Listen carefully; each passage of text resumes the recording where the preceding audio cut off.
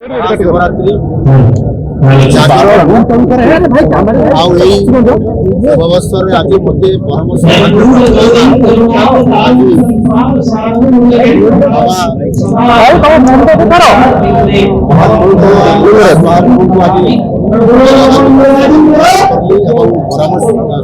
निश्चित भाव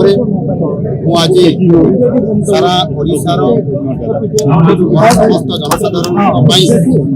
प्रार्थना करोडिशार किभली भाव में सर्वमंगल हम सर्वकल्याण हम एवं ओडिशा नूआ सरकार आसला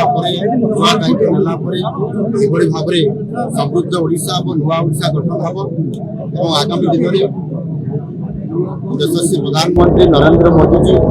जो संकल्प नहीं विकसित भारत गठन करने ओडिशा एक संभावनार राज्य हिसाब से एक ग्रोथ हिसाब से काम कर आज बाबा लिंगराज महादेव निकट में प्रार्थना कर निश्चित भाव में ओडिशार सर्वमंगल हम आजे मोर धर्मपत्नी सहित आसी सांसद महोदय अच्छा विधायक महोदय अच्छा आज आम समस्ते बहुत बड़ा भाग्यवान आज समस्त सहित आज आम बाबा लिंगराज सहित आज गोटे दर्शन हो पारा।